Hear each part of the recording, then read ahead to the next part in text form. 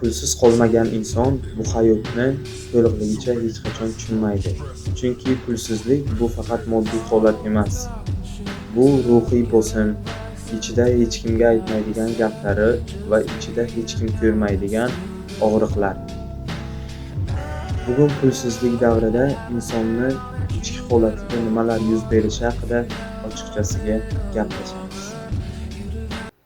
Xo'p, demak boshladik. Hammaga assalomu alaykum. Umuman olganda o'zi pulsizlik nimalarga olib keladi? Pulsizlik birinchi navbatda o'zini boshqa ijtimoiy tarmoqlar bilan solishtirishga, nimaga ularda bor, menda yo'q, nimaga ularni hayoti yaxshiroq, meni hayotim yomonroq. Ishqilib shunaqa narsalarga olib keladi. Nimaga ularni hayoti qiziqroq, meniki qiziq emas. Nimaga ularni hayotida hamma narsa bor, menikida esa yo'q. Va shularni orqasidan insonda ruhiy bosimga olib keladi desam ham bo'ladi. Ruhiy bosimga olib kelgandan keyin inson stress bo'ladi, depressiyaga tushadi, ishlari oldinga ketmaydi, hayotdan umuman ko'ngli sovib boradi, bir ishni qilishga ham qo'li bormay qoladi va inson tabiiyki bu hayotdan absolyutna deyarli hamma narsadan sovib qoladi demoqchiman. Bu narsa o'ylaymanki noto'g'ri deb hisoblayman, chunki inson qanaqadir shu pulsizlik davrida qanaqadir boshidan hissiyotlarni kechiradi. Masalan, yana bitta narsani misol qilib oladigan bo'lsak, o'zini hammadan orqada qolayotgandek, go'yoki bu hayotda puldan boshqa hech narsa uni hayotida katta rol, ahamiyatga ega deb hisoblaydi. Shu puldan tashqari boshqa hayotida kerakli, mazmunli, baxtli daqiqalar yo'q deb hisoblaydi. Men shunday insonlarni bilaman. Ularni puli bor, hamma narsasi bor, lekin ularni uyida, oilasida va boshqada halovat yo'q, xayri baraka yo'q. Kimdir bu umumiy olib qaraganda o'zi pulsizlik degani bu qanaqadir hayotni tugab qolishi yoki boshqa narsa degani emas. Pulsiz qolish endi bu hammasi bir sinov desam ham bo'ladi. Pul bor paytida ham va pul yo'q paytida ham bu sinov deb hisoblayman. Yana keyin bitta narsa, unga albatta aytib o'tganimdek ham ijtimoiy tarmoqlar ham ta'sir qiladi. Shu baribir ko'radi, Instagramdagi aslida hammada unaqa emas, real hayotda aslida ular emas. Insonlar o'zini shu Instagramda boy qilib ko'rsatishadi. Umuman Instagram va shu ijtimoiy tarmoqlarda desam ham to'g'riroq bo'ladi. Barcha shu platformalarda o'zlarini boy qilib ko'rsatishadi va bu vaholanki pulsiz insonga juda ham qattiq ta'sir qiladi. Aytib o'tganimdek, o'zini boshqalar bilan solishtirish, o'zini yoshidagilar bilan solishtirish va o'zini orqada qolib ketayotgandek his qilish va albatta unga juda ham katta ruhan bu narsa ta'sir qiladi. Albatta bu narsa yomon ma'noda ta'sir qiladi, sababi shu unda bor, menda yo'q degan narsalar. Aslida hayotga real qarab boqsak, ularda ham u narsa yo'q. Bu shunchaki kontent, shunchaki o'zlarini baxtli ko'rsatish uchun qilinayotgan ishlar deb hisoblanadi. Aslida ularning hayoti boshqa deb hisoblayman. Bu shunaqa deb o'ylayman. Bu narsa 100% fakt. Endi hamma ham emas, primerna o'zini, chunki ko'proq bu hayotda insonlarni hayoti yaxshi bo'lsa, aqlli insonlar ko'p o'ylashim bo'yicha olib chiqishmaydi bu narsani, to'shto shu boylikni, boshqa narsani olib chiqmaydi deb o'ylayman. Shunaqa fikrim bu masalada boshlanishiga shu. Odamlardan qochish, takliflarni rad etish, telefonni ko'tarmaslik, pulim yo'q deyishdan uyalishlik. bu hammasi moddiy jihatdan va deyarli, ya'ni demoqchimanki vaqtinchalik pulsizlikdan kelib chiqadigan holatlar deb aytsam ham bo'ladi. Pul yo'qligi bu hamma narsa vaqtincha. Aytib o'tganimdek, puli bor inson ham sinaladi, puli yo'q inson ham sinaladi. Prosta ikki xil tomonlama.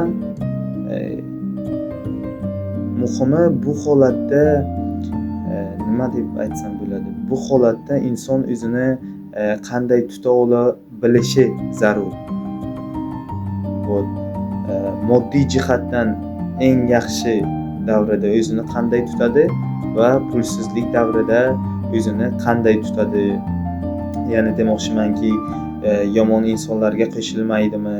Masalan, puli bor insonlar keraksiz joylarga rasxod qilishadi yoki keraksiz insonlarga rasxod qilishadi desam ham bo'ladi. Umuman keraksiz pulni qadrini bilishmaydi demoqchiman. Ular ham aslida sinovda bo'ladi. Pulsiz tomondagi insonlar ham moddiy jihatdan vaqtinchalik pulsiz mablag'i yo'qlik ham, bu ham bir sinov. Aytib o'tayotganimdek, bu gapni qaytib aytyapman.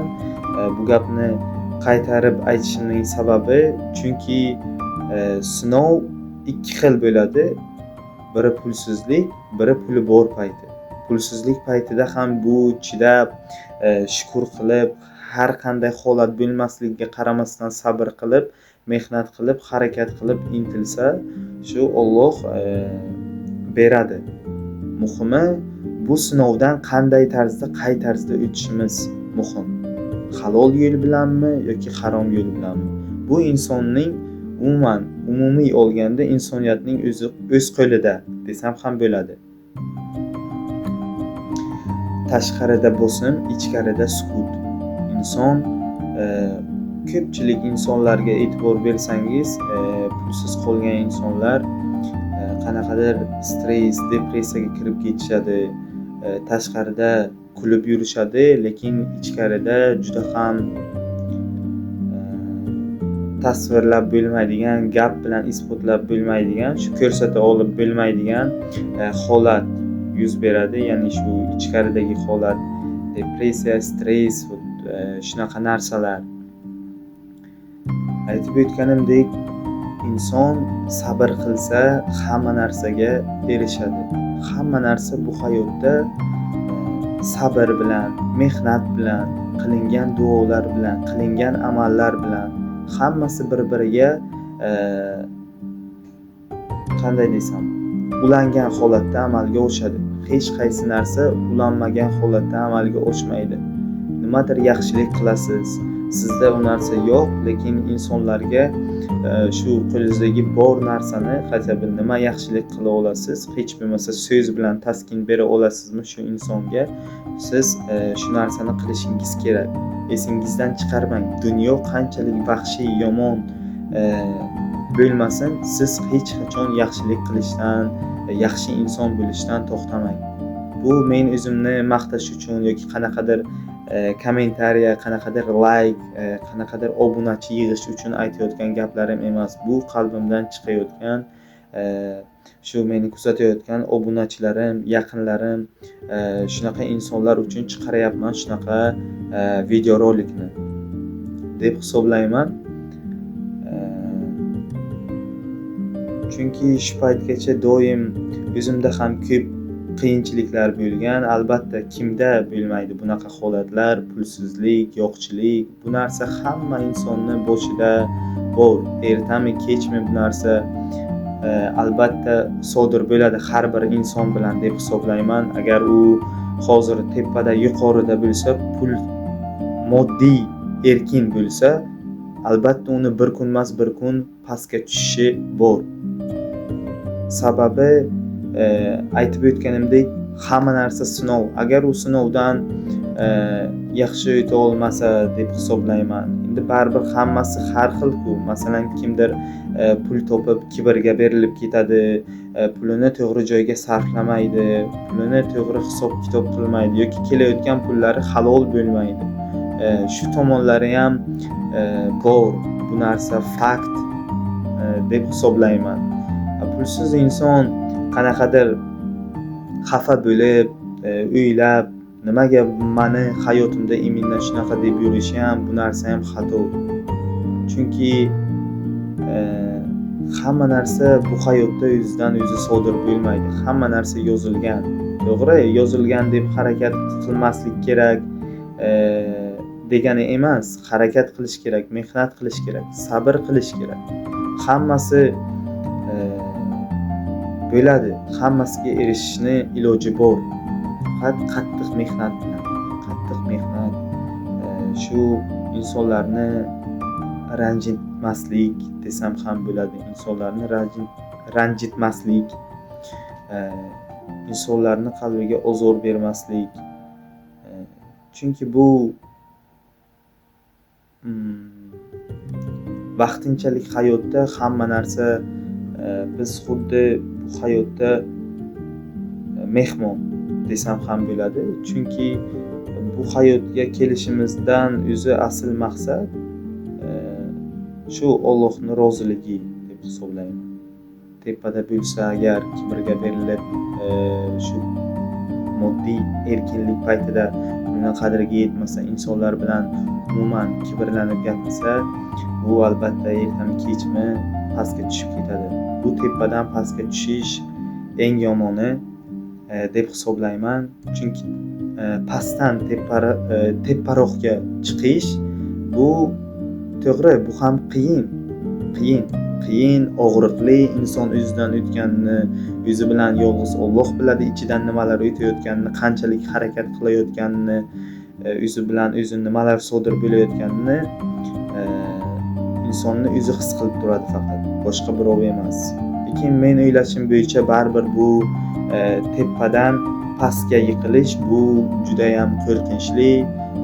Kimdir shu holatda umuman tura olmaydi, butunlay sinib qoladi va tugaydi desam ham bo'ladi. Bu holatdan hamma ham chiqa olmaydi. Chunki men o'z ko'zlarim bilan bu narsalarni guvohiga aylanganman. O'ylaymanki bu holatni sizlar ham ko'rgansizlar.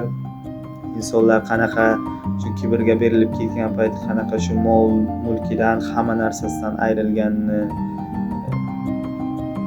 Shu muhimi kibrga berilmaslik, o'zini tuta olishlik, insonlar bilan to'g'ri muomala qilib bilishligi. Hozirgi zamonda bir narsaga tushunmayman, yana insonlar nimaga hozir ko'p ijtimoiy tarmoqlarga berilmaslik kerak, ularni hayotiga ishonib qolmaslik kerak. Albatta ijtimoiy tarmoqlardan ham yaxshi yo'lda foydalansa bo'ladi. Lekin ijtimoiy tarmoqlardagi hayotga insonlar berilib ketyapti. Nimaga? Chunki ijtimoiy tarmoqlarda insonlar o'zini hayotida aslida boy emas, lekin Instagramda boy qilib o'zini ko'rsatishyapti. Boshqa YouTube platformasi, Telegram, Facebook, umumiy aytib o'tayotganimdek ijtimoiy tarmoqlarning barchasida insonlar o'zidagi yo'q narsalarni bor qilib ko'rsatishyapti.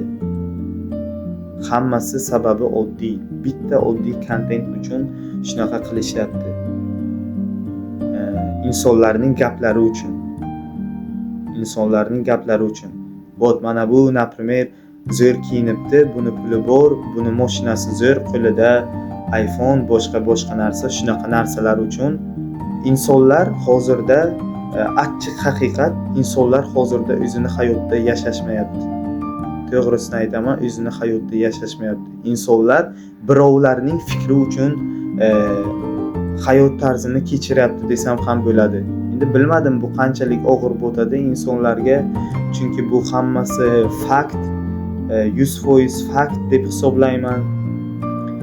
Sababi aytayapman-ku, agar insonlar o'zi uchun yashashni boshlaganda, insonlarning fikri qiziq bo'lmaganda, ularni hayot tarzi tubdan o'zgargan, umuman olganda vobshe boshqacha bo'lardi deb hisoblayman. Chunki hozir hozirgi zamonda umuman olganda kiyadigan kiyimingizga, minadigan mashinangiz, qo'lingizdagi telefoningizga, shunaqa narsalarga insonlar, shu narsalarga qarab insonlar baho berishadi yoki shu narsalarni olishadi. Kreditga bo'lsa ham yoki boshqa narsalar bo'lsa ham olishadi. Sababi oddiy, boshqa insonlar ularni boy deb o'ylashsin, ularga boshqacha nazarda qarashsin, ularni hurmat qilishsin. Hurmat hech qachon insonlardan talab qilinib olinmaydi. Hurmatni qozoniladi. Hurmatga yillar davomida mehnat qilib, insonlarni shu ranjitmasdan to'g'ri yo'lda, halol yo'lda borib, u narsaga erishiladi, qozoniladi. Hurmat shunaqa narsa. Hurmatni pul bilan, hurmat, izzat, e'tibor, bunaqa narsalarni pul bilan sotib olib bo'lmaydi. Bu hayotda puldan ham muhimroq narsalar bor. 100% bu narsani ishonib ayta olaman. Puldan ham muhimroq narsalar bor.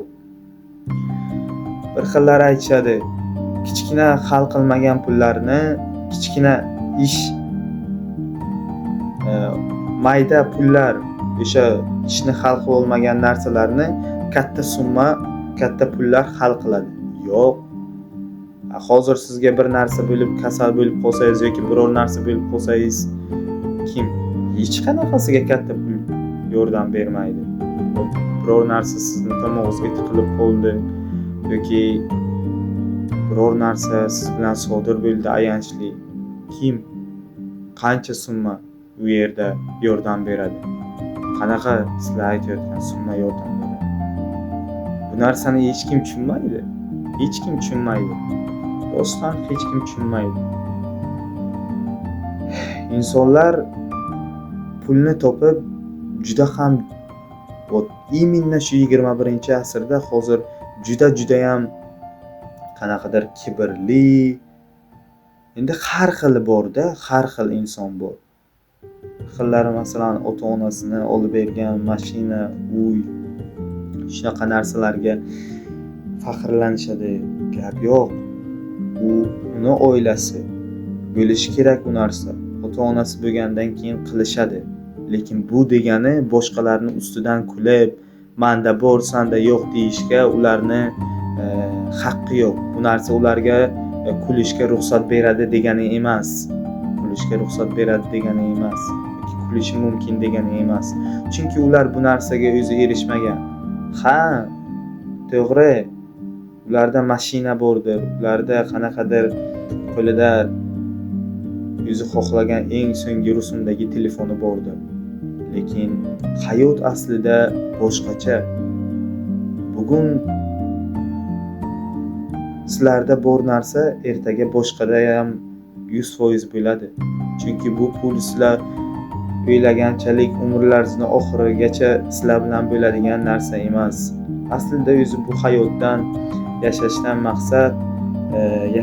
maqsad, bu hayotning asl mazmun mohiyatini hali ham ko'pchilik tushunmagan. Nima uchun yashayapti? Aslida maqsad nimaligini unutib qo'yishgan. Maqsadlar noto'g'ri deb aytadilar-ku videolarda. Shunaqa, maqsadlar noto'g'ri. Shu sababli o'ylashimcha hozir shu pulsiz insonlarga aytib o'tayotganimdek, bu holat men ham boshimdan kechgan, o'tgan. Shu holatda inson o'zini qanday tuta olishi, boshqara bilishi haqida hozir bitta gap aytaman. Inson pulsizlik paytida o'zini o'zi boshqara olsa, o'zini o'zi yo'qotmasa, harom yo'lga qo'shilmasa, doim halol yashasa, duo qilsa, mehnat qilsa, intilsa, oilasini rozi qilsa, birovlarning qalbini ranjitmasa, albatta o'z maqsadiga erishadi. Va bu pulsizlik albatta aytib o'tganimdek vaqtinchalik, hamma narsa vaqtinchalik bu hayotda. Prosta ikkita pog'onaga ikkita variant bo'lib bo'linadi. Kim qanday u holatdan chiqadi? Pullik inson va pulsiz inson. Bu ikki holatda insonlar o'zini qanday tuta oladi, qanday bu sinovlardan o'tadi? Alloh taolo insonga yenga olmaydigan qiyinchilik sinovlarni bermaydi. Qiyinchilik sinovlarni bermaydi. Agar inson shu narsalardan o'ta oladimi, Alloh taolo shunga shunaqa qiyinchiliklarni beradi deb o'ylayman. Shu sababli inson o'zligini unutmaslik kerak. Harom yo'lga qo'shilmaslik kerak. Shunda hammasi yaxshi bo'ladi deb hisoblayman. Xo'p, o'zimga to'xtaladigan bo'lsak, pulsizlik o'zimga nimani o'rgatdi? Kuchli bo'lishni, insonlarni ajrata bilishni, qayerda qanaqa muomala qilish kerakligini, o'zini inson qanday umumiy olganda inson o'zini qanaqa tutish kerakligini tushuntirdi. Kuchliroq bo'lish kerakligini o'rgatdi. Inson shunaqa holatlardan chiqish uchun aytib o'tganimdek ruhiy bosimni yenga olish kerak. Bu narsa har bir insonni boshida bor. Har bir inson bu narsani o'z boshidan kechiradi. U bu narsani yengish uchun kechalari o'ylab, nimaga iminna mani hayotimda shunaqa, siz psixologически, avtomatik bu narsani o'ylaganingizdan keyin sizga uje xohlaysizmi, xohlamaysizmi ruhiy bosim 100% bo'ladi. Ruhiy bosim 100% bo'ladi. Chunki siz bu narsani o'ylamaslikka, iloji boricha o'ylamaslikka harakat qiling. Ertani o'ylab, bugunni unutib qo'yadigan insonlar bor. Bugunni bo'y beradigan. To'g'ri, bu degani ertani o'ylamaslik kerak degani emas. Rosta ertaga nima bo'ladi, 5 yildan keyin nima bo'ladi, nimaga meni hayotimda unaqa narsalar deyish bu noto'g'ri. Har bir holatda inson shukr qilish kerak. Shukr qilsa, Alloh undan ham ziyoda qilib beraveradi. insonlarni norozi qilmaslik kerak. Keyin menga yana bir narsani o'rgatdi. Aytib o'tganimdek kuchli bo'lish dedim va yodimdan ko'tarilibdi. Mana endi hozir aytaman. Do'stlar har xil bo'ladi. Kimdir pulingiz bor paytda oldingizda qoladi, pulingiz yo'q paytda umuman uni hattoki soyasini ham ko'rmaysiz, orqangizdan yomon gaplarni aytishadi. Shu boshqa narsa, shunaqa narsalarni aytib, bo'xtonlar chiqarib, qilmagan ishlaringizni qilib, gapirmagan gaplaringizni gapirganga chiqarib qo'yishadi.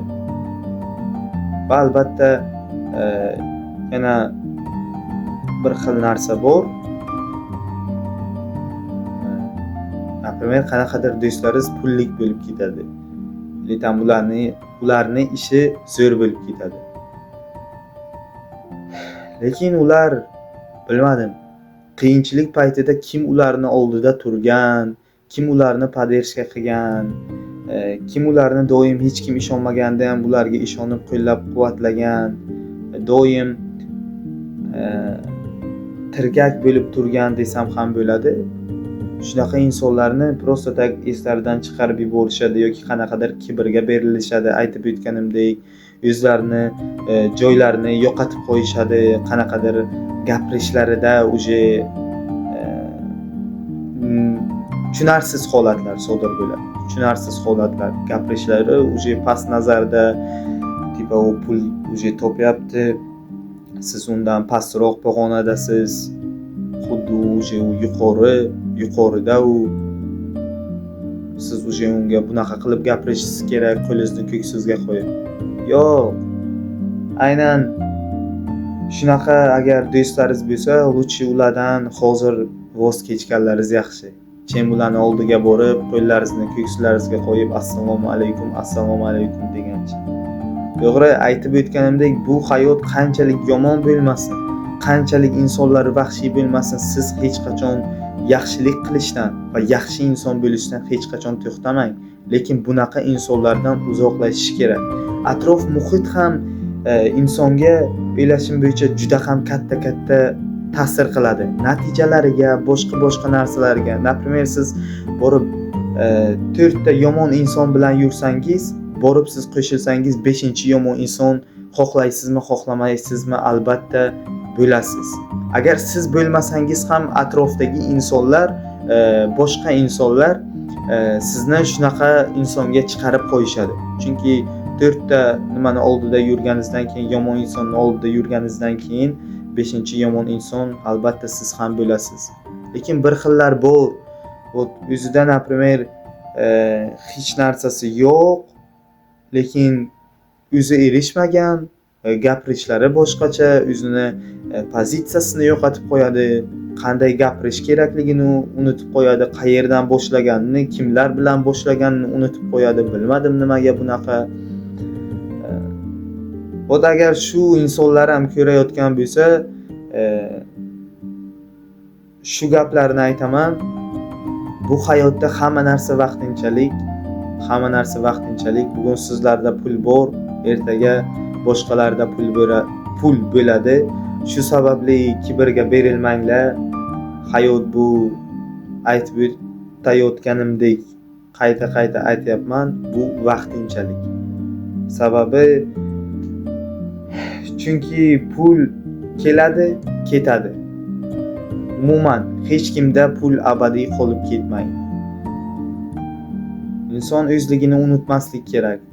Ozgina pul topgandan keyin o'zligini unutib, boshqalarni oldida o'z o'rtog'ini pastga urib, yerga urib yoki u bilan muomalasini uzishi yoki boshqa narsalar qilish, bu umuman insoniylikka to'g'ri kelmaydi. Birinchi navbatda insoniylik har bir sohada, har bir sportda. İnsoniylik bo'lmasa, har bir kasbini eng zo'r insoni bo'lsin, agar u insonda insoniy sifat bo'lmasa, sportda ham shu. Insonda insoniylik fazilati sifati bo'lmasa, bu hammasi bir ting. Shu sababli o'z qadringizni biling, pulga berilib do'stingizni yerga urmang. O'zingizni joyingizni biling. Agar siz pul topayotgan bo'lsangiz, malades, gap bo'lishi mumkin emas. Hammasi Allohdan. Kimgadir erta, kimgadir kech. Bu hammasi yozilgan, hammasi bu yerda paplanu desam ham bo'ladi. Shu planlashtirilgan, rejalashtirilgan, hammasi shu sababli inson mag'zum bo'lishi yoki boshqa narsaga kirishi, o'ylashi, siqilishligi shart emas deb o'ylayman. Sizda yomon insonlarmi atrofingizda, u insonlardan uzoqlashing. Hayotingiz 100% ga almashadi. Muvaffaqiyatga erishish uchun ham uzoqlashishga majbursiz. Agar siz shu atrofda shu insonlarni oldida qolib ketsangiz, hech qachon o'zingiz xohlagan natijalarga, o'zingiz xohlagan maqsad orzularga erisha olmaysiz. Shu sababli o'zligingizni anglang, o'zligingizchalik qoling. Kimlar uchundir fikringizni umuman o'zgartirmang. Men hozir, например, borib iPhone 17 Pro Max sotib olsam, u inson menga qanaqa qaraydi? U inson meni boy deb o'ylaydi. Yo'q, insonlarning fikri uchun hech qachon yashamang. O'zingiz uchun yashang, o'zligingizni anglang. Shuni o'zi yetarli deb hisoblayman. Insonlardan hurmat talab qilmang. Agar siz hurmatga loyiq bo'lsangiz, insonlarning o'zi sizni hurmat qiladi. Qanaqadir dunyoviy matohlar bilan hech qachon hurmat qozonib bo'lmaydi. Mashina, telefon, ustingizdagi kiygan narsalar, qanaqadir stil, prichoskalaringiz, bular hech narsani hal qilmaydi. Bu hayotda sizni kamsitishsa, sizni ustingizdan kulishsa, siz xafa bo'lmang. Shunchaki u insonlardan uzoqlashing, o'zligingizni anglab, o'z ustingizda ishlab, mehnat qilib rivojlanishda davom eting va ko'rasiz, sizga ham albatta Alloh nasib qiladi. Hech qachon hasad qilmang. Doim havas qilib yaxshi natijalarga erishish mumkin. Hozir kimdir aytishi mumkin, bu videorolikni ham ko'rayotganlar aytishi mumkin, voy o'zidan kimnidir yasab bo'lgan, qanaqadir kibr, boshqa narsa deb aytishlaringiz mumkin. Lekin oldingi videolarimda ham, videoroliklarimda ham aytib o'tganman, men hech qanaqa kibr ham emas. Doim shu o'zimda bor narsalarga shukr qilganman. Hech kimdan ortiqcha e'tibor, qanaqadir yaxshi gaplariga, yaxshi narsalariga uje to'g'risini aytsam unaqa yoshdan uje o'tganman. To'g'risi kimdir gaplarini, yaxshi shirin so'zlarini eshitish uchun ham harakat qilmayman. Kimnidir u zo'r kiyinibdi, unda zo'r telefon bor, unda zo'r mashina bor, u umuman boshqa inson, u ideal deyishga harakat qilmayman. Prosta o'zim borligimcha qanday bo'lsam shunday yashayman. Oilamning roziligi va Allohning roziligi. Allohning roziligi albatta birinchi navbatda va ikkinchi o'rinda oilaning roziligi. Va qolgan uje boshqasi o'zidan o'zi sodir bo'lib ketaveradi. Shu sababli men o'ylashim bo'yicha hech ham afsuslanmang, qilayotgan ishlaringizdan doim shukr qilinglar, harakat qilinglar, intilinglar. Albatta Alloh sizlarga ham beradi. Pulsizlik davrida bo'lsangiz, bu vaqtinchalik. Bu umuman umringizni oxirigacha shunaqa bo'lib qoladi degani emas. Muhimi ichingizdagi o'zingizga bo'lgan ishonchni yo'qotmasligingiz va Allohga bo'lgan ishonchingiz. Hech qachon pulsizlik bu vaqtincha, lekin ichingizdagi ishonch agar sinib qolsa, buni qayta tiklab bo'lmaydi. Shu sababli doim Allohga ishoning va tavakkal qiling. Albatta sizda hammasi o'xshaydi. Esingizdan chiqarmang. Harom pul oqib keladi. Halol pul tomchilab keladi. Shu sababli doim halol pulni tanlang. Sizda hozir qanchalik qiyin bo'lishiga qaramasdan sabr qiling. Albatta siz Alloh bir kun shunday beradi, siz hattoki u narsani tasavvur ham qila olmaysiz. Bu narsa so'raganimdan ham ko'p deb aytasiz. Shu sababli barchasiga sizda yomon holatmi, shukr qiling. Albatta siz ham erishasiz. O'zimdan ham misol olib keladigan bo'lsam, menda ham uncha narsa yo'q. Men o'zimni qanaqadir boy qilib yoki boshqa narsa qilib ko'rsatmayman. Menda bor narsalar hozir mana shu videorolikni olish uchun ham bitta oddiy telefon, Samsung Galaxy A25 bo'ldi. Boshqa menda hech qanaqa iPhone yoki boshqa narsa yo'q. Sizda bor imkoniyatlardan foydalaning. Shunda siz o'zingizga kerakli albatta natijaga erishasiz. Qanaqadir maqsadga erishish uchun qanaqadir lahzani kutib turish shart emas. Shunchaki jarayondan bahramand bo'lish kerak va shu narsaga erishish uchun qattiq mehnat qilish kerak. Fokus, diqqatni bir joyga yo'naltirish kerak. Albatta, yana gapimning oxirida shu narsani aytib o'taman. Bu kunlarni hali kulib eslab turasiz. Shunaqa kunlardan o'tganingizni, shunaqa qiyinchiliklar boshingizdan kechirganingizni kulib eslaysiz. Videoni so'ngida o'zimga to'xtaladigan bo'lsam, o'zimda ham ozgina pauzalar bo'ldi. Примерно 1-2 hafta pauza bo'ldi. Hozir ham iskrinni gapiraman. Ichimdan qalbdagi gaplarimni gapiraman. Shu 2 hafta adashmasamda, 2 haftalar ichida ko'pchilik esidan chiqarib qo'ydi. Bo'ldi, bu tugadi, boshqa narsa tugadi yoki qanaqadir boshqa narsalarni tuzib shunchaki eslardan chiqarib qo'yishdi. Lekin aslida unaqa emas. Men albatta hammasi aytib o'tganimdek o'zimni hayotimda yashayman. Hammasiga shukr qilib, doim maqsadlarimni, planlarimni tuzib, taxlab tayyorlab yurayman. Shu sababli o'ylamanglar, albatta sizlar uchun kontent qilishda davom etaman. O'z oldimga qo'ygan maqsadlarim hali ham esimda. Albatta nasib bo'lsa bu maqsadlarimga birgalikda erishamiz. Hozir insonlar mayli o'ylasin, bu uje tugadi. Bu sport, bu kontent, media, futbol sohasi, umuman blogerlik sohasi bunga emas deb o'ylashsin. Mayli, bu insonlarning fikri, insonlar menga nisbatan bo'lgan fikrini men borib uni o'zgartira olmayman. Har bir insonga Alloh taoloning o'zi insof bersin. Har bir insonga. Agar u insonlarga qanaqadir gapirish, boshqa narsani tushuntirish shunchaki samarasiz. Shu sababli hozir kontent chiqmayotganining sababi shu 2 haftalikning ichida kontent chiqarmay qo'ydim. Instagram, Telegram, YouTube platformasida. Shu 2 haftalik ichida desam ham bo'ladi. Nasib bo'lsa tez orada qaytaman. Buni o'ziga yarasha sababi bor. Bu narsani hozir sizlarga e'lon qilmadim. Bu narsa sirligicha qolsin.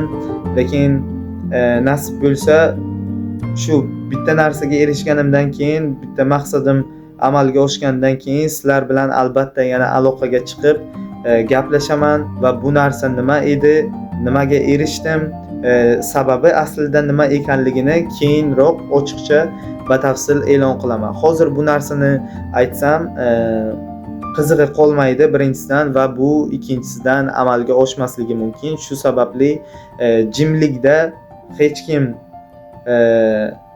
hamma o'ylayapti, to'shda bu tugab qoldi, lekin men sizlarga hozir yana shunaqa tipa signal beryapman. O'zlaringizni joylaringizni yo'qotmanglar, joylaringizda bo'linglar, hech qachon kibrga berilmanglar, zo'rdan zo'r ko'p.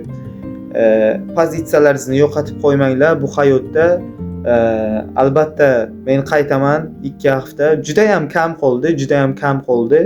Sizlar o'ylagandan ham kam qoldi. Men nasib bo'lsa finishga juda ham yaqinman. Bu narsani so'zlar bilan emas, natijalar bilan ko'rsatib beraman. Shu sababli Instagramda, Telegram va boshqa platformalarda chiqmaslikka qaror qildim. Vaqtinchalik 2 haftalik, shu boshqa hozir bu yerda maqsadim bu. Shu maqsadimni amalga oshirish uchun shu narsadan, ijtimoiy tarmoqlardan cheklandim. Va tez orada inshaalloh nasib bo'lsa siz albatta natijalarni ko'rasiz. Men kutgan kunlar va sizlar kutmagan kunlar juda ham yaqin azizlar. Rahmat e'tiboringiz uchun. Shu paytda ham, shu holatda ham meni qo'llab-quvvatlayotganlarni men juda ham yaxshi ko'raman. O'z minnatdorchiligimni bildiraman. Sizlar bilan albatta birgalikda kuchlimiz va albatta ko'p narsalarni qilamiz. Yaqinda juda ham katta yangiliklar bor. Bu narsani tez orada e'lon qilaman. Va oxirida albatta aytib o'tganimdek, agar men diqqatimni bir narsaga qaratsam, u narsaga erishaman. Bu narsa hech qanaqa kibrga yoki boshqa narsaga kirmaydi. Bu narsa insonning o'ziga bo'lgan ishonchiga kiradi. Insonlar shu narsani ko'p adashtirib qo'yishadi. Sababi ularda saviya, fikrlar shunaqa narsalar yo'q. Inson bu hayotda faqat pulni o'ylamaslik kerak va pulsiz holatni ham o'ylamaslik kerak. Shunchaki tavakkal qilib mehnat qilish kerak va aqlan ham rivojlanish kerak bu hayotda deb hisoblayman. Aqlan zaif inson, ruhan zaif inson hech qachon hech narsaga erisha olmaydi.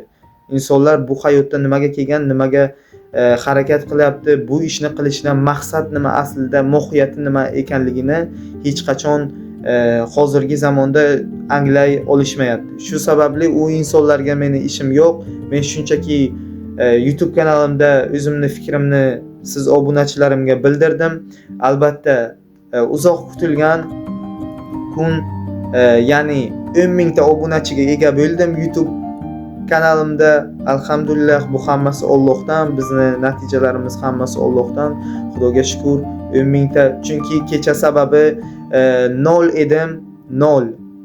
Absolutno 0 edim. Hech kim menga yordam qo'lini hech kim menga cho'zmagan.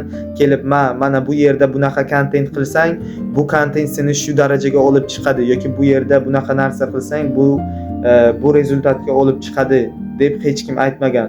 Shu sababli men hammasiga o'zim intilganman, o'zim harakat qilganman. Hali ham eslayman, shu YouTube'da videolar qo'yardim 2-3 kun, 4 kunlab, даже prosmotr olmasdan o'ylab, qisilib, nimaga men bilan bunaqa narsalar sodir bo'lyapti, nimaga bu narsa iminga o'xshamayapti, boshqalarda o'xshayapti. Sababi oddiy. Aqlingizni bir joyga qo'ying. Insonlar bilan o'zingizni solishtirmang. Ijtimoiy tarmoqdagi hayot bu hammasi boshqa. Siz o'zingizni real hayotingizga qachonki qarab boqsangiz, fokusni bir joyga qaratsangiz, albatta siz maqsadingizga erishasiz. Chunki men misol bo'lishim kerak sizlarga, shu insonlar uchun misol tariqasida aytyapman. 0 obunachi edim, 100 ta bo'lish ham meni orzuyim edi. 100 ta bo'lish ham. Aytib o'tganimdek, Alloh agar bersa, siz "O Alloh" deysiz, so'raganimdan ham ko'proq-ku deb aytasiz. Xudoga shukr. Kecha 100 dona obunachi xohlayotgan edim kanalimda. 100 dona obunachi xohlayotgan edim. Lekin alhamdulillah bugungi kunga kelib 10 mingta obunachim bor. Allohimga behisob shukr. Bu hammasi sizlarning qo'llab-quvvatlashingiz. Juda ham minnatdorman. 10 mingta obunachi bu shunchaki son emas. Bu sifat, bu insonlarning tanlovi, meni haqimdagi tanlovi. Shunaqa insonlar meni tanladimi? Shu insonlar menga obuna bo'ldimi? Men bu insonlar uchun kontent qilishda davom etaman, bu insonlarni xursand qilishda davom etaman. Shu sababli barchangiz uchun o'z minnatdorchiligimni bildiraman. Kuzatayotganlarga, qo'llab-quvvatlayotganlarga hammasiga rahmat. Qirol sizlar bilan. Olg'a!